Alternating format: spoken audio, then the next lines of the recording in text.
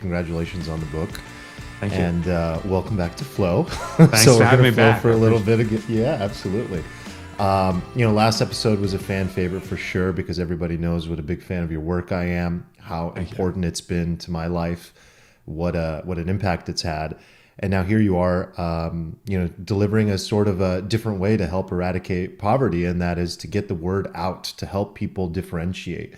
And so my question for you is, what have you been doing with your book launch or even just the business that you're most focused on to be different? Like, how are you applying the principles yourself to the current things you're working on? I'm leaning into it. Yeah, it first starts with a belief that if the work I or we believe in to be a superior offer for our prospects, that we have a responsibility to market accordingly. We can't be we can't be ignorable. We can't be not noticed, because that means the customer or client is hiring or using someone that's of disservice to them compared to us. So that's actually a disservice of us to them if we don't market. And I believe the books I do truly are the best of me. And I'm not trying to strong arm or manipulate people to buying my book or someone else, but I think I have to at least get them to a level of awareness where they can make an educated choice. Most authors, when it comes to promoting, do email blasts, the podcast roadshow, maybe they'll make a launch video. And the first lesson from Get Different is whatever the common practice is, that is not going to likely work. We have to challenge it. So don't replicate, either modify the medium you're using. So if everyone's doing email blasts, use a different medium, radio shows or something, or do the same medium, but a different method. So one example of what I did, this is a long way to get to your question. No, please. I love these details. Yeah. All right, cool. Was I noticed that my contemporaries, other authors, would do email blasts in black and white text, or sometimes throw a picture in saying, "Get my book." I was like, okay, black and white text is the common approach. How can I use this medium in an uncommon way? What if I did like white text against a white background? And that makes it effectively impossible to read. I'm like, oh, this is interesting. I sent out an email that the first line was in black text, and it said, "This is likely the first ever invisible ink email. Below is a message for you. Click and drag with your mouse to reveal it." And when you highlight over white text on a white background, now it gets popped with that blue, and you could read it. That email, the open rate, 3 to 4 times what I got. The click-through rate was even a greater multiple. And what it pointed to was the key elements that I teach in the book is, first, you must do something that's different, because different garners attention. But then you also have to be attractive. It has to garner the right attention. I could dress like Bozo the Clown. I'll get attention, but does that appeal to people? Most people know. And what's attractive about invisible ink emails, it harkens to the past. It evokes curiosity. Like, what is this message? I've never seen this before. And the third element has to have a direct, meaning now that someone's consumed or is engaged with your marketing, what do you want them to do with this? And so in that email, very quickly, I got to the point saying, I have a new book that teaches you exactly what I'm showing you right now, and hundreds of other methods that you can use. Go here to buy the book. And that was one example I used to great effect. Good. That's so good. Yeah. I would immediately, you're like, I'm going to own that one. It's really good. It totally is, because you are displaying the work. You're eating your own dog food. You're displaying it. And then going to you're hooking very uniquely, but then you're immediately kind of providing the what, like get to the point kind of thing. And I think a lot of entrepreneurs, authors, different people in this space take too long to get to the point. And because of the attention span we have today, it's like, if you can't hook them and then move them into action immediately, you tend to lose them. So it's like, oh, cool, nice gimmick, Mike. But you were smart enough to go, no. And let me tell you that this is one of 100 ways. Yeah, exactly. Oh, I think we have been jaded by the great illusion of mass marketing. And if you watch the next Super Bowl, you're going to see Budweiser, and it's going to be the same thing. They're going to have, this clopping Clydesdale, snow coming down, Dalmatian runs by, and a beer truck. Yeah. What they do is interesting, is they are, to a degree, it's different in that it's fresh and new. So different is fresh. It's unexpected. And there's curiosity building up to it. Like, what's the commercials going to look like this year? It's attractive in a case that we want to insert ourselves in a story. I want to be in that snowy little mid-America town, but it doesn't have a direct. It doesn't say like, scan this QR code and get a coupon for a 6-pack. They would get hundreds of thousands, perhaps millions of signups in one commercial if they did that, but they don't. And so we think that's good marketing. It's not. Here's why it works for Budweiser. I looked this up. Anheuser-Busch has a $1.3 billion marketing budget, $1.3 billion for marketing alone. Their goal is not to convert. Their goal is to program. And they're doing it by, you watch it since the day you're born until the day you turn 21. And they hope on that 21st birthday, when you walk into the liquor store, you're like, I got to crack a bud because that's what I've been programmed to do. It's mind share. Yeah. That is a fabulous approach when you have a $1.3 billion budget. Small business, generally the budget is nothing or can I afford this? That's kind of how we judge it.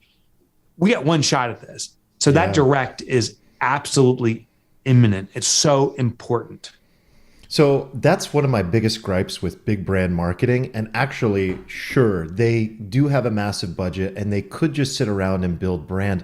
But wouldn't it be better if they actually had a direct call to action or if they differentiated some way? I mean, they would get the best of both worlds. They would get the brand, they would get the programming, and then they would get the action. It's unbelievable. All these big CMOs at these big companies, I'm always like, dude, your ways are done, obsolete. In this new world, like if you're not constantly building, digging moats and differentiating and really drawing people to take action immediately, I think you lose them. I don't think we're in that world of big brand anymore. I 100% agree. And one of the big companies is going to get it.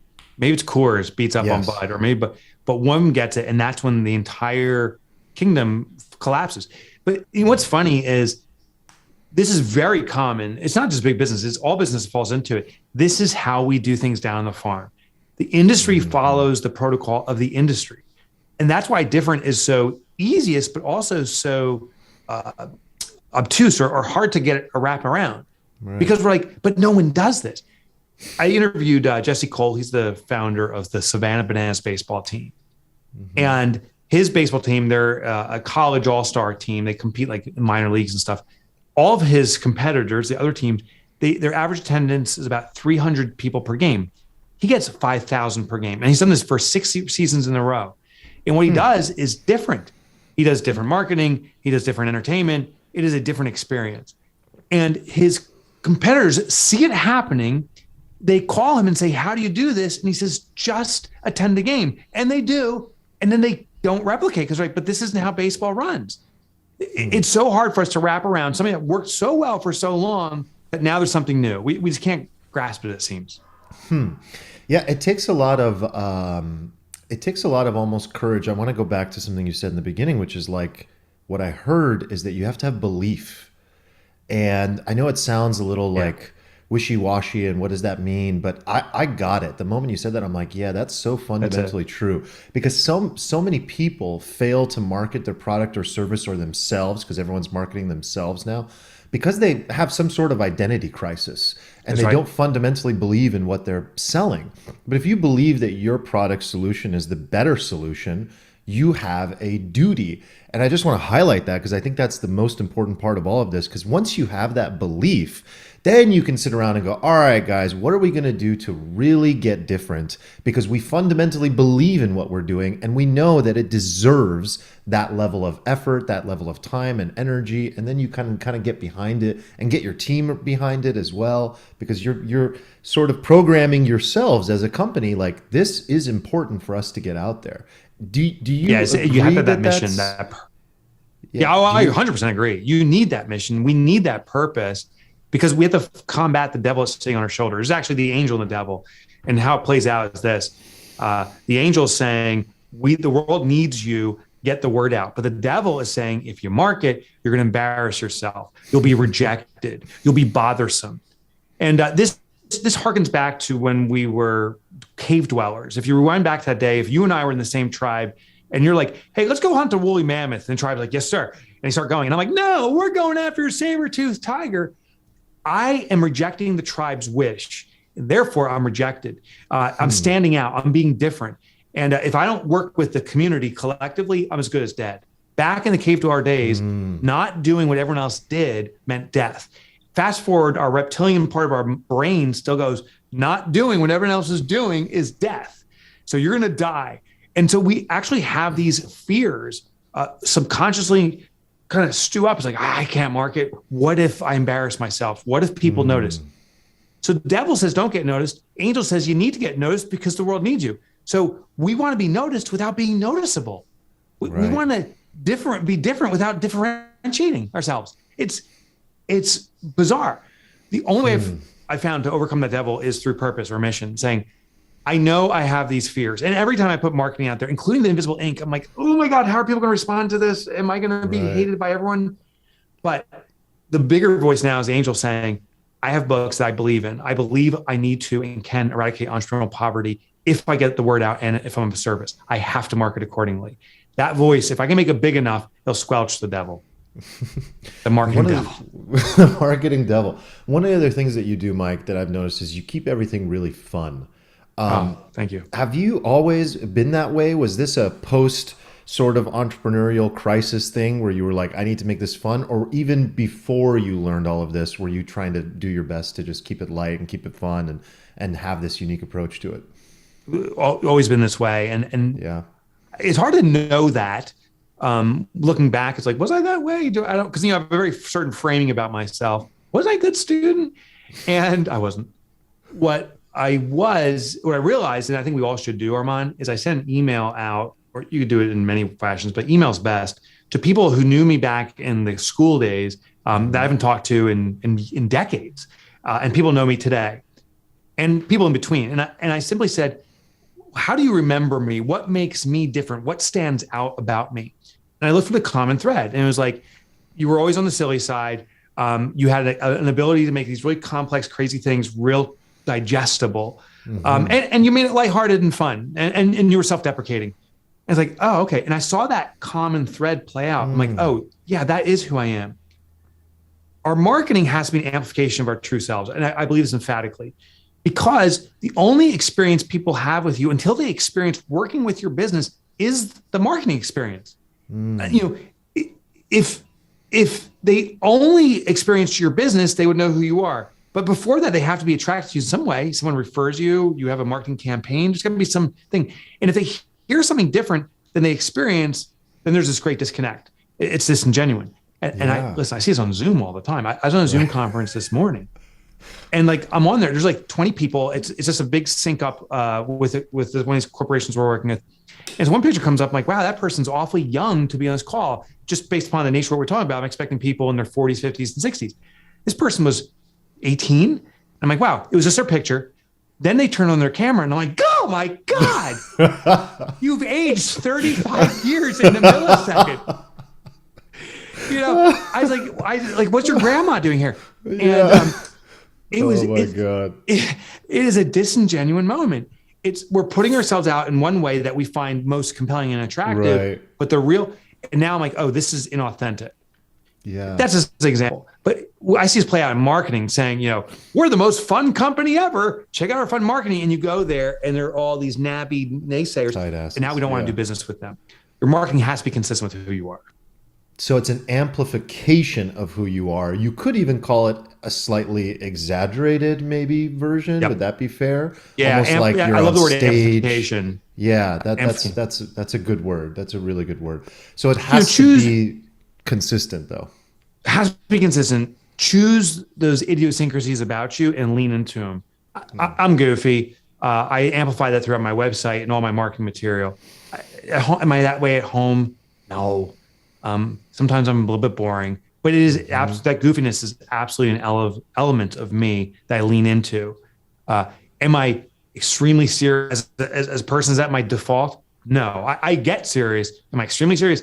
No. And therefore my marketing doesn't lean into that because that would be a disconnect. Yeah. I mean, you're so right though, especially in today's age, like so many people are trying to create marketing from scratch that they think is like, they just replicate, right? So they just go, okay, this seemed to work for this other e-commerce brand. So I'm launching, my own sort of, let's just say laundry detergent. And this other company that I studied does a funny commercial. but Yeah. their brand is not funny. It's completely serious. It's all about the environment. It's all about the sustainability. But then I see, and this is a real example I'm actually talking about. And they tried to create like a funny version of their own video, and it doesn't translate. It doesn't connect because it's all about sustainability and, you know, being environmentally friendly. But the one that they're competing against is like men who want to smell good, you know. And of course that makes sense. It's actually called Laundry Sauce. It's a friend of mine's company, and he does a really cool, funny commercial, and everyone tries to replicate that, and it just doesn't work. The consumer has an extraordinary sniffer. Like, we can smell an inconsistency, a lie so quickly. It was a survival mechanism. Like, you know, back in the cave dweller days, if I'm like, hey, you go in that cave and get some meat. I checked in there already. Every animal's dead. There's no bears or saber-toothed tigers. You big, yeah, right, bro. You could sniff out the lie right away because your survival was based upon that. We are really good. When we feel an inconsistency, that tingling happens, like, I don't like this, something's wrong here, and we avoid it. And that's why inconsistency in marketing is so easy to sniff out. Yeah. The worst thing is to copy someone else. The worst thing is to copy someone else if it's not authentically who you are. It has to be consistent throughout. That's super true. I think especially in America, like in the Western world in general, we're really good at sniffing out inauthentic bullshit type of behavior. Yeah. Like, even people have like a word for it now. It's like, oh, that was cringe. Well, what does cringe really mean? Cringe means that it just felt inauthentic and lame and fake. And people feel that immediately. You're so right that it's like a deeper thing there. So what are some of the other things that either you've done recently or you talk about in the book that, like, you know, are part of sort of the protocol here? Different of, like, model? Getting different. Yeah. Yeah. So I'll give you a tip of what you can do. You can copy this strategy specifically, but also it's a way to sniff out new ideas. Whatever garners your attention naturally, not that you're seeking it out. You just, as you go through your daily life, if it gets your attention, it probably passed the different test. I remember I was on a flight. This is about 6 months ago, all masked up and stuff. And everyone gets on a plane. I'm sitting there too on my phone, trying to get on the internet. And all these hotspots pop up. And one of them says the CIA. I'm like, oh, that's kind of cute. That's cute. And then I sat there and said, hold on, that caught my attention. I was noticing the hotspots. Like, oh, what if I set a hotspot that promotes my book? Like, I Get Different on Amazon. And I'm like, what if it's not a hotspot? What if I get a wireless access point? They make these on Amazon. You can buy them $20. It broadcasts. It covers 300 square feet. You can get a whole plane. And I was like, what if I go to a conference? Well, so what I did was, when I speak at conferences now, I have my backpack, and in there I have a wireless access point with a battery that the access point says buy, get different on Amazon. I go to the AV booth when I arrive at the event and say, hey, I'm speaking later today. Can I leave my backpack here? They're like, no problem. I'm broadcasting. Sometimes there's hundreds or thousands of people walking into the room, and what are they all doing before the event starts? Getting on the phone. I've had now on multiple occasions after I speak, people come up and say, you wouldn't believe this. The event is marketing your book over the Wi-Fi. And I'm like, are you serious? Are you serious? $25. Yeah. And listen, is that resulting in extraordinary numbers of book sales? No. Is it extraordinary or different from what everyone else is doing? Absolutely. Does it garner more attention? Absolutely. I'm distinguishing myself in those environments. These are all what I call experiments. Very inexpensive, and I can see what it results in. In fact, on the video here, you can see this tree behind me is a bookshelf. That came out of a marketing experiment. I looked for the common noise, which is the common approach of other authors. They all have standard bookshelves with their books prominently displayed. Right. It's always the same. So I was like, what would be an atypical method of displaying books? I'm like, oh, a weird looking bookshelf that looks like a tree. And it works. When I do presentations virtually, which now is like 50% of my presentations, I'll see in the chat, people just put their thoughts out there like, oh, that's kind of an interesting tree that guy's got behind him. What's on there? Oh, those are books. And someone's like, oh yeah, I've read some of his books. And then there's a whole discussion about my books because I have a weird tree behind me. I was actually going to comment on it because I already see the difference in the 2 times we talked. Yeah, you had a different bookshelf before, and this is super unique. That's right. What does that say behind you as well? Oh, be you, all you, always. So that's another thing I'm testing. That's just a generic message. It's something I believe that we have to distinguish ourselves. But when I do virtual events, I put their name up there. That's a Dale Carnegie method. He said the most attractive name in the English language is your own name, or the most attractive words are your own name. So I'll put the conference name up there And people are like, oh my God, you're so unique. You're so different. So it's another marketing Wild. technique. Yeah, and it really is. I think a lot of these experiments, as we perform them, they can compound over time as well. So That's it's like, correct. sure, when you're in a conference room and you have a 300-foot radius to put your Wi-Fi signal out there and people become aware of it, it's kind of like a walking billboard. But that impact, as we know, like can really compound over time. And I think they say this about books or products in general, that you need to hear about it 7 times or something like that before you actually pull the trigger. I don't know if that's true. You probably know better, but I think there is something to these ideas of just like guerrilla, unique style marketing. And a lot of people are a little afraid of trying these things because they're a little different and wacky. But as you said, that's the only way to stand out these days. There's no So other way to way. stand out. Yeah. And yeah, I don't know how many times it takes. Every time better have that trigger in it. So let's not fall in that Budweiser. Oh, it's had a cute commercial going. Right. Every time I got to ask. So when I do that Wi-Fi thing where it says buy, get different on Amazon, the direct is built into it. And it doesn't mean everyone will. In fact, the majority won't. But if they see other flavors of that one time, they'll say, oh, this is for me. And the trigger better be there for them to take action. Yeah, absolutely. So are you seeing so far today, like people taking some of these experiments, integrating them into their businesses, like across certain industries? Do you see any like unique case studies out there from people that you've worked with, or anything that you even highlighted, like stories in the book that I can read, people can read, they'd find Yeah. interesting? So a couple examples. A barber shop, I put them in the book in Sacramento, California. Woo, that's my hometown. Oh, really? It's called Yeah. Iverson's Barber Shop. Okay. And what's so fascinating was he leaned into the COVID pandemic. There was another barber shop that said, this is when they were doing shutdowns and so forth, that said, Yeah. we don't care about the law, come to our barber shop. And the right customer was attracted by that for them. And they were flocked customers. Well, this guy was the other extreme. He said, COVID, if he cared for his mother, it's like, it's too dangerous. He goes, we're going to be the extreme clean barber shop. And he leaned into it. He started posting videos of how they disinfect after every time a client comes in there and showing the whole process, how they were using hospital grade cleansers and stuff like that. And he started building a reputation there. So he leaned into who he naturally was, and to your earlier point, amplified it. There's a story of basically an outsourcing company who sent out to prospects a baseball cap that said thinking cap. And it says, you're doing too much and you're not thinking enough. If you can relate to that, throw on your thinking cap, we'll do the doing for you. And, a little tchotchke thing, but it was like, oh my gosh, they turned it into an activity and made it fun. And they won a load of business that way. A gym. I noticed gyms, these fitness studios, you go by them and it's always these before and after pictures. Schlubby person turns into a ripped person. And you see before and after clients. It's so habituated. I mean, we see it so much, it gets ignored. So we helped one company in Salt Lake City set up mirrors we took from fun houses with 2 mirrors. One that made you look short and squat, and one that made you look tall and lean. And above the short and squat one, it said before, and the other one said after. So now people are walking by, instead of seeing clients, they saw themselves in the mirrors, start taking pictures of their own before and afters. And there was a sign right next to it that says, we just transformed you in the mirror. Let's do this in real life. Come inside. And their foot traffic jumped significantly.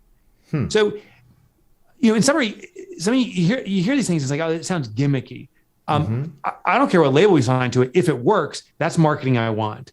Yes. The essence is it just has to garner attention by being different than what everyone else is doing. I love it, man. I'm so glad you wrote this book. I can't wait to dig into it myself. And this is always so fun to do with you. I really appreciate your time. I don't want to keep you too much longer. Any call to action, last words, recommendations for people watching and listening? Yeah, the call to action would be send out an email of people I've known in the past and future and current to see what makes you different. Here's my last words. I really believe if you are better than the competition in some capacity, I'm not saying in every way, but in some capacity, faster, care more, you have a responsibility to market. The world is starving to discover better. They are starving to discover you. You need to market accordingly. Awesome, man. I have to say that asking that question and having the courage, honestly, to go back to old friends and ask that question is some serious Jedi mind tricks shit. Because you can really reverse engineer what makes you unique by just talking to some of the people closest to you. And then if you amplify that, like you're gold. In fact, I think it's a way to also uncover your own personal strengths in business, how to apply yourself. I've actually written about that before, so it's so funny you talk about that, because I think like the fastest way to build self-awareness is by having the courage to ask other people, what is special and unique about me? Is exactly true. Yeah, man. You rock. I appreciate you so much. Thanks, Mike. Thank you, brother. Thank you.